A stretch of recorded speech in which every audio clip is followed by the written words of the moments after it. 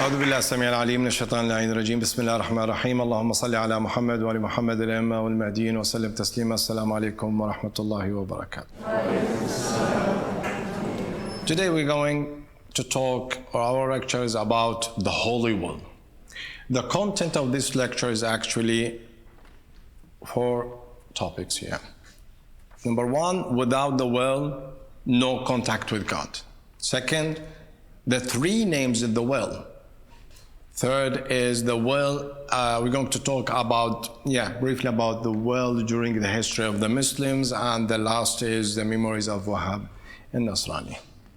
Let's start. Let's start first with this verse. Verse of Quran is Al-Baqarah 30. What is saying here? When your Lord said to the angels, "Indeed, I will make upon the earth a successive authority," they said, "You will place upon it one who causes corruption therein and sheds blood, while we declare your praise and sanctify you." Allah said, Indeed, I know that which you don't know. What is verse talking here? He is talking the verse basically about a conversation between God and the angels. God told the angels, "I will put a successor on this planet, a ruler, successive authority." The angels, they told him, "No, why? We're worshiping you." What the answer of God? God didn't consider this alternative, as if they're putting an alternative for the successive authority. God didn't consider their worshiping, as if they're saying, or he's saying actually, without the successive authority, I will never accept your worship. What does that mean? That means if we take this verse and we apply it on the people now, this is DNA age. What are you going to find? We're going to find the scholars, the shuyukh from Sunnah, Maraja, they go to the people, to the masses, and they told them, "Do you know what? Worship God. Pray. Go to the mosque, fast, go to the Hajj, and God will accept that from you." They're going basically against the will of God. God, he's saying here, without the successive authority, I will not accept any worship. And the scholars, they're saying against. They're deceiving people, basically. And if you read this fascinating verse, you're going to find there is something not make sense.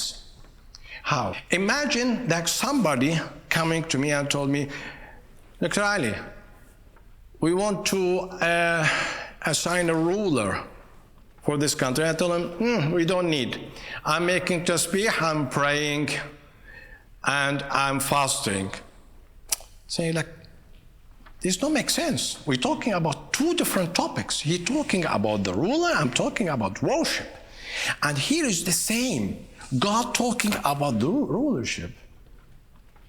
And the angels talking about worship. This don't make sense. The only one person this planet who makes sense of this verse is Abu Sadiq alayhi salatu. When he said the religion of God is what? Supremacy of God. Now making sense now. The angels here, they know that the supremacy of God is part of the religion. But they didn't want this part in the planet Earth. And they give alternative. Okay, just their worship is enough. God said, "No, I will never accept anybody, the worship of anybody in this planet without the successive authority, without the supremacy of God." And you see here, like, Ahlul Bayt, what did Ahlul Bayt say? Ahlul Bayt said, who dies without knowing the hujjah of his time, who will die the death of ignorance. And actually the word ignorance in Arabic is jahiliyyah, is describing the people who lived before Prophet Muhammad. Actually, it's not ignorance. Meaning, no, he's describing the people before Muhammad sallallahu alaihi wasallam. What the verse mean? Who die without knowing the Hujjah of the time will die death of ignorance. They mean like who do that, who don't know his Imam when he die, as if he didn't get the message of Muhammad sallallahu alaihi wasallam. He's not a Muslim anymore. He cannot claim to be Muslim. So without the Hujjah, he cannot be a Muslim. And this is the same with the content here. So you see now, the Quran, Ahlul Bayt, Abu Sadiq, in the same line. About what? About the fundamental part of religion. How could they say this man is false claimer when you're coming with the fundamental part of religion? They couldn't before solve this controversy here. He's the only one who could do it. Now we go to the other verse. Here's the other verse in the Zukhruf 84 says, and it is Allah who is the only deity in the heaven and on the earth, the only deity, and he is the wise, the knowing. What's this verse talking about? You're talking about there is two gods, basically. One in the heaven, and the one in the heaven told us like there is a God in the earth.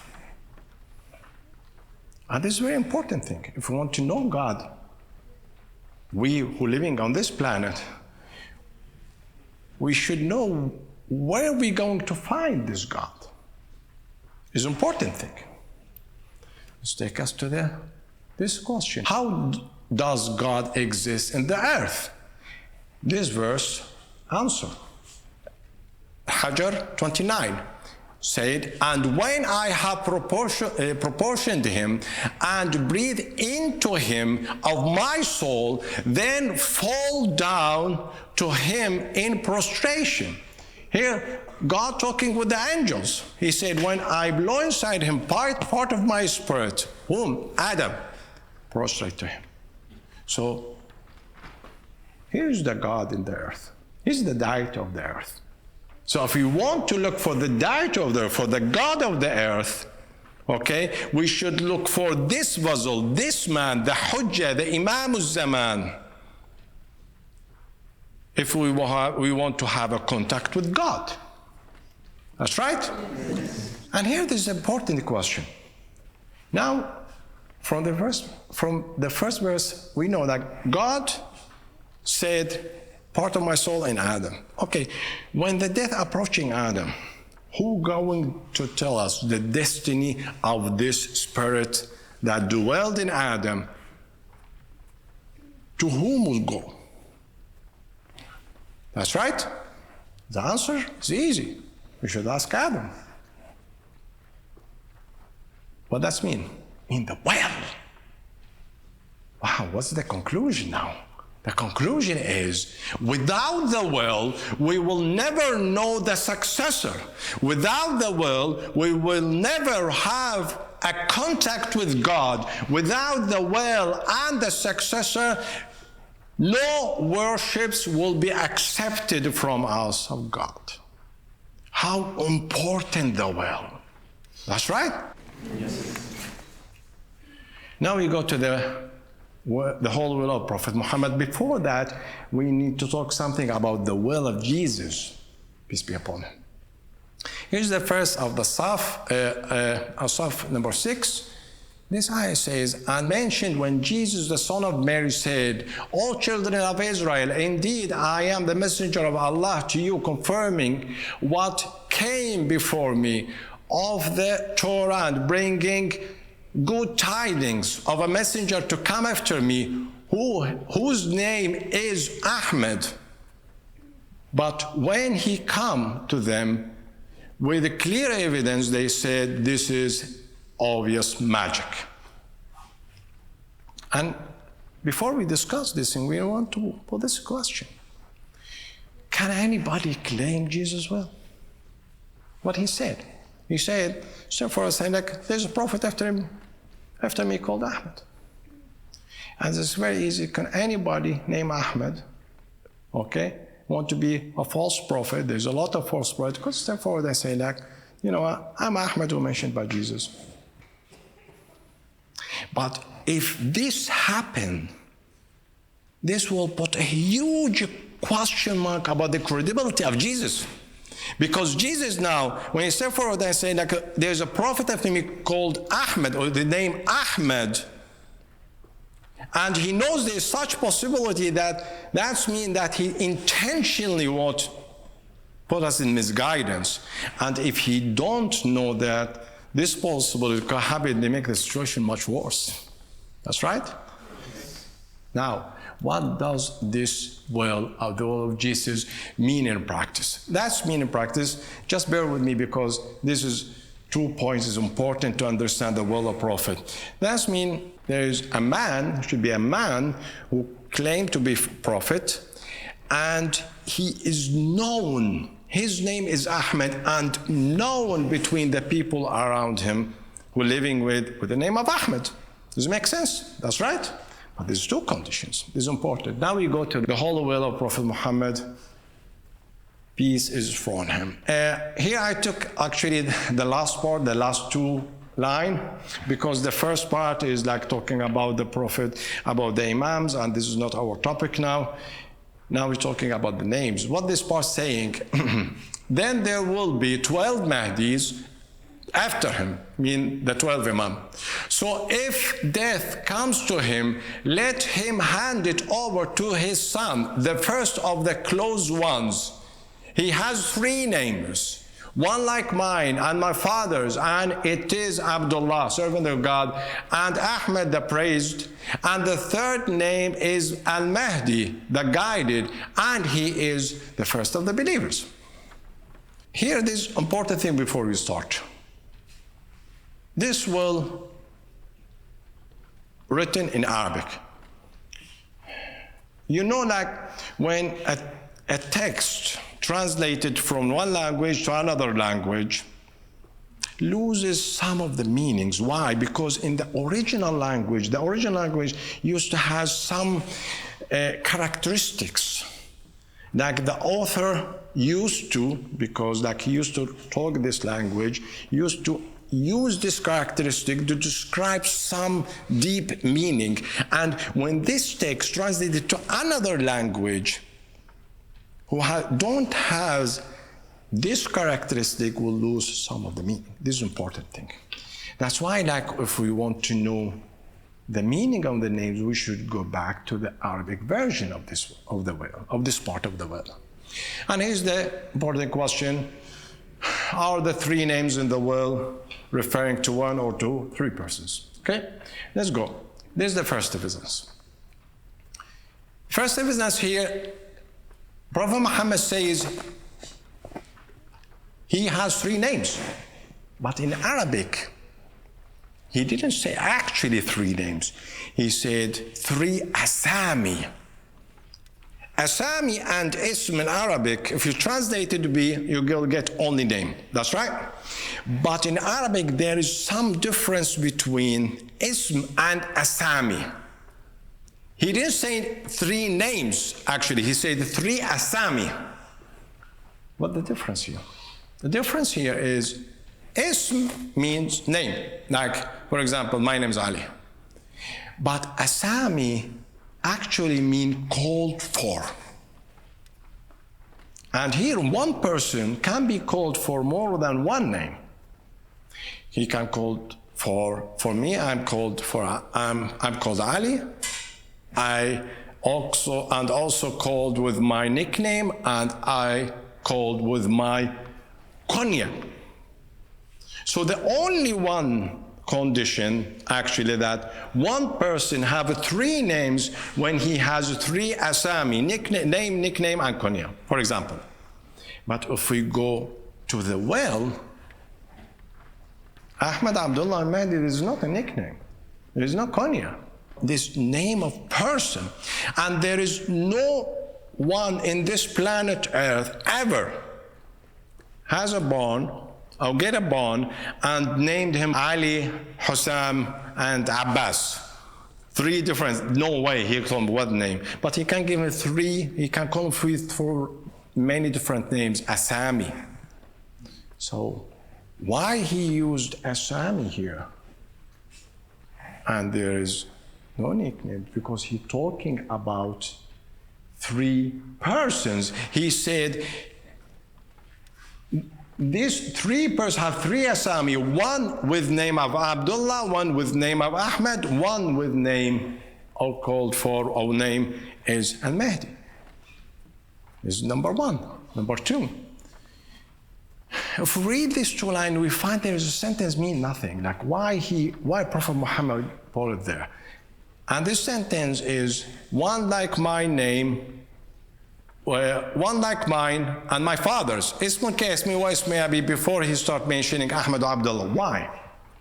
He could easily say he has 3 names, Ahmed, Abdullah, Mahdi, and that's it. Why he make it so complicated? What the idea? And we know Prophet Muhammad is very like genius man in Arabic, because you wrote the Quran. He's like a genius man. He cannot make something means nothing or write something that means nothing. Let's see what that means. Let's focus in this part. One like mine and my father's name, Ismu Kasmi wa Ismu Abi. Here, before we start, I want to just teach you about 1 letter, the rules of 1 letter in Arabic. And this letter is the wow. In English, it's me and. In Arabic, this is called harf atuf, letter of atuf. What the meaning of a letter of atuf? When this letter exists in the sentence, used to connect, to make a connection, ya'atuf, make connection, ya'atuf, make connection between either the name before, when one of the names after him, or a sentence, for example, a sentence after him with a sentence before him, or a meaning after him with a meaning of before him. So word, sentence, meaning. Okay? So now, let's start here. Make i'rab, what they call it, i'rab in Arabic language. Ismun ka ismi, name like my name, and like my father's name, wahwa. He is coming with wow. Now we should, the word after it, related to the one of the words here. Abdullah, related to my father's name or to my name. Logic, to my father's name, because Abdullah, Abdullah. We get now the second wow. This should relate Ahmed to one of these. He can't relate it to Abdullah? No. Can't relate it to his father? No, it's occupied. It's related to my name. Logic. Prophet Muhammad called Ahmed, and here's Ahmed. That's clear? Yes. You understand it? Yes. No, you didn't catch it. Prophet Muhammad, this is a question. Prophet Muhammad and his father, are they 1 or 2 persons? No, they are 2 persons. So here we understand it, why he put this sentence. He wants to tell us, me and my father, 2 persons. So Abdullah and Ahmed is 2 persons. 2. Now makes sense. Another evidence.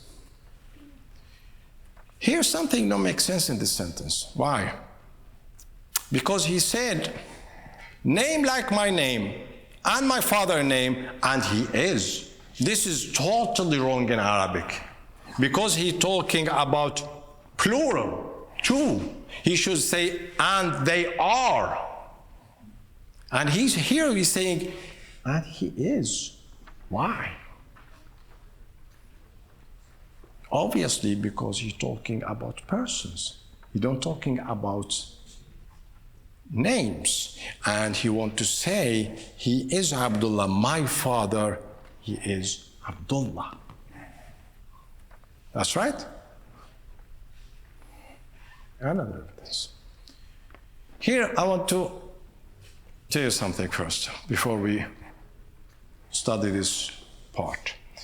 If I say, this person has a name like my name, and you ask me, what is his name then?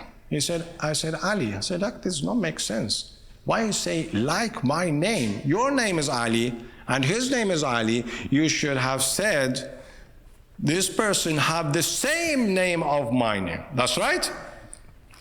Does not make sense, that's right, otherwise. But Here we find Prophet Muhammad doing that. Ismun Ismi, name like my name and my father's name, and he is Abdullah. His father is Abdullah. And Ahmed, his name is Ahmed. So makes sense. He should say the same name, not like my name. Why? The answer is easy, because here he's not talking about names, he's talking about persons. Let's take the other one. Here we go to the third wow, when we're talking about the third name. Here, the wow, the harf al-atuf, relate what here? We said either word, sentence or meaning. This, if we say it's relating word and the name of the third, you cannot relate it with all of them, because all of them is occupied now. So this is related with word, just relate to the asami, names. But if it relates sentence, so he relate this sentence with this sentence, because this sentence, this name like my name and my father's name, took Abdullah and Ahmed so far away from the third man. So what he's saying basically, and the third person, because we said here there are two persons.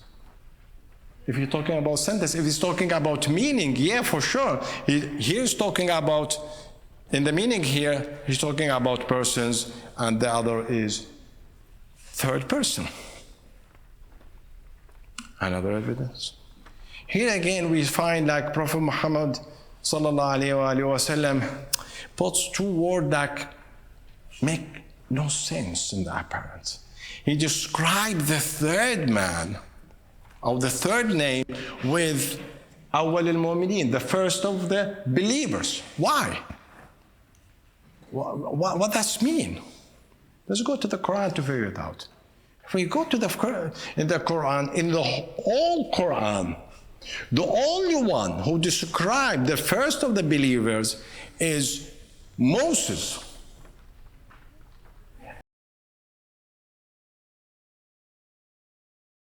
And Abu Sadiq alayhi said the third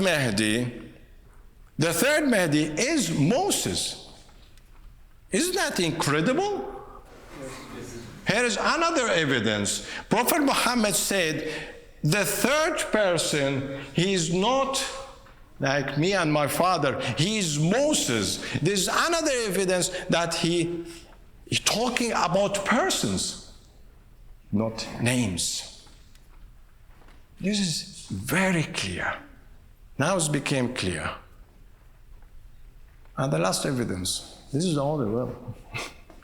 How dare you saying like the Prophet Muhammad, this wall is fake, or saying that Muhammad, peace sallallahu alaihi wasallam, didn't write his will. Do you know what that means? When the scholars like claiming such like ridiculous claims, they basically saying Muhammad didn't write the will.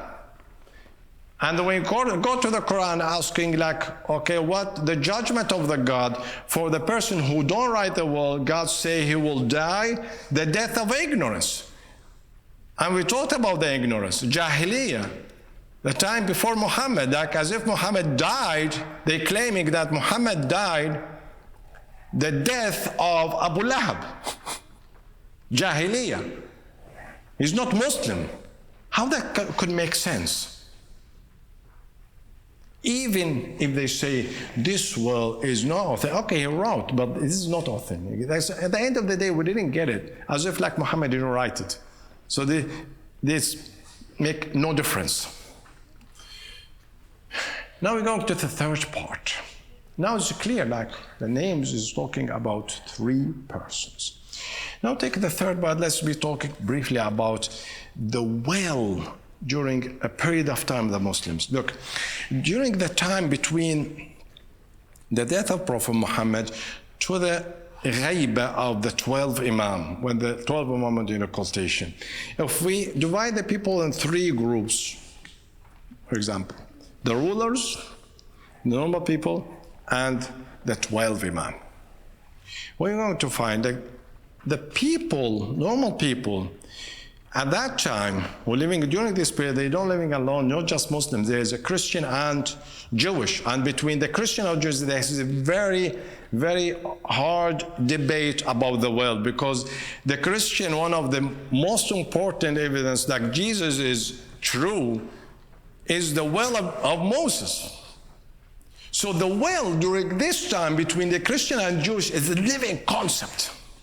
At the same time, the Muslims during this time, they don't have so long time between them and like the death of Prophet Muhammad. Many of them, they have like grandfather who attend the Bayat al-Ghadir, and they know Muhammad sallallahu alaihi wasallam and Ali ibn Abi Talib, and they know Muhammad, he wanted to ride the world, and Umar, he didn't let him to do it, and they know what happened of the Prophet Muhammad, and they know all these people in the rulership, they just false, they are tyrant, Prophet cannot have such successors. And they know that the companion of the world is there, 12 Imam. So they will, during them, is a living culture. So basically the Imams during this time, they're sitting home, they're isolating them, they're holding the well, and just by the well, they scared all the people in the palace, the rulers. I make the people in the street confused, how could this happen? That's right or not? But why now people, they don't listen, they're going to tell them the world, they don't say, well, because after the disappearance of the Imam, 12 Imam, the concept of the world disappeared from the street, because the Imam, who make the concept of the world a living concept. And here we're going to have the next question. Now, okay, if the ruler during the Abbasids, they are so stressed and embarrassed by the world, and they are at the same time have faked or fabricate a lot of narration. Why they couldn't fabricate a one? They can't. Why? Do you know why? Because if for example, Muawiyah who want to write a will, he should put Abu Bakr as the first successor. But during the time of Abu Bakr, Uthman, and Muawiyah, in 20 years, these three stupids, they propagate a lot that Muhammad didn't write the will. So Muawiyah, he cannot, like after 20 years, step forward and tell the Muslims, you know, guys, I find the will, and unfortunately, Abu Bakr, Umar, Uthman, they didn't know about it, and the fourth one, or the fifth one. This don't make sense. No one going to buy it from him. So the road is cut in front of him to ride the will. There's no way. So the will is safeguarded. And by the way, if you go read in the history, write Khulafa min ba'di 12, the successor after me, like 12 Imam, 12 Khalifa, 12 successors. And you're going to find there is many narration, they are actually tried to fake a will. You find that, for example, Abbasis, they're saying, do you know what? Mansur and the Safah and the Mahdi, they have a ruler called the Mahdi, and this Mahdi will hand it over to Jesus. They want to say he's the Mahdi. They try to fake a will, but nobody bought it. We want to find that the Umayyad, they also tried to fake a will. Okay? And there is the funny thing, there's a narration who said the successors of Prophet Muhammad, there are 12, but the last one is Uthman. Okay? So you're going to find these people that was so confused. Because what? Because Prophet Muhammad, he put this concept. He said during his life, before he mentioned the 12 Imam, he said there is, my nuqaba is 12. My successors is 12. There's many narrations. You're going to find into all the Sunnis, and this is the important and so embarrassing topic for this Sunnah during this time. And when you ask them what their names, and they don't know. Now we go to the last part, and here we have the memories of Wahab al-Nasrani. As you understand, this is one of my memories. One time in Sweden, I was thinking, what I know about Wahab actually from the history, that this guy was a priest, Christian. He got a dream where Jesus asked him to join the caravan of Imam Hussein. But I'm thinking, like, how, like, just dream make this man take this huge decision? Because look, just think about it.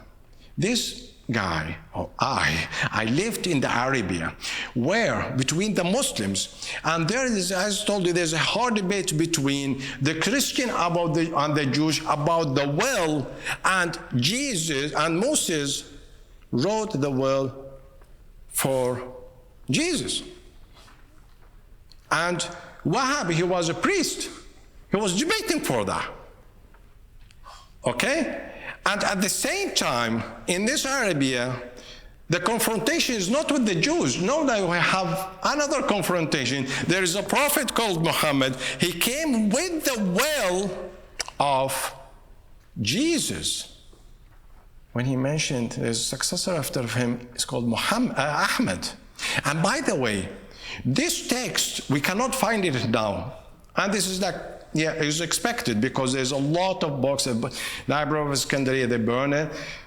Mongolian, they throw all the books of Baghdad until they turn the water of Tigris to black. And at the same time, we have like 2,000 years that all the Christian and the priests, they destroy any evidence they can approve Prophet Muhammad. This is logic, we cannot find it. But during the time of Wahab, this text was available, by the way. Has to.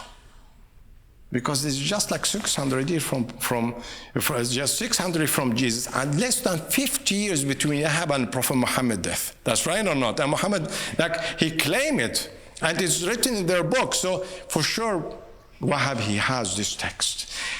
And this took like a long night, like just thinking, wow, what's going on? Like, what shall I do now? I cannot deny Prophet Muhammad. This is hypocrisy, because like it's the same debate with the Christian, with the Jewish about the will, and here we have a will of my prophet with this. My prophet Jesus with Muhammad sallallahu alaihi wasallam. Until one day I get this vision that basically Jesus asked me to join caravan of the Hussein, and I walked up pale, shaking. The words of Jesus, the voice of Jesus echoing in my ear, and like, what?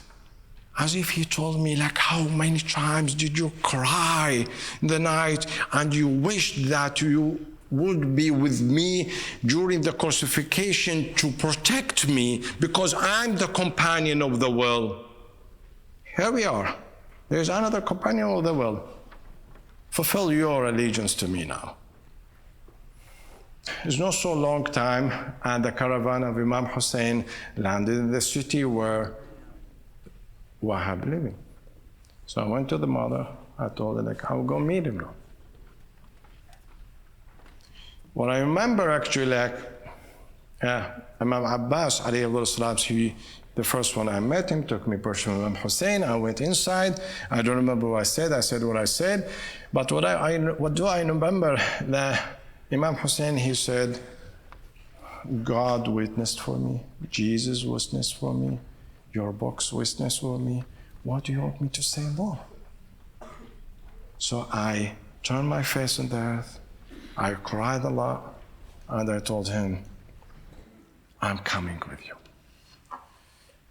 When I remember, he put his left hand on my right shoulder and told me, you are welcome, son. I went to my mom and told her, I'm going, make your decision. Didn't take so long time to say yes, and she joined us, and he made a company with Lady Zainab, That's why she gets so strong in her faith during the trip and did what she did, the mother of Wahab, peace be upon her, during the war of Kabul al-Taf. This is the history of the will. This is the history of all the prophets and the messengers and the believers. This is the main pillar of the religion. This is the main discussion, the main topic for the believers. And it's the same time, the will is the terrifying the tyrants. And the will is the best weapon for the believer. That's why every single tyrant and disbeliever, during all the time, they fought the will. The will is the religion of God. Thank you very much.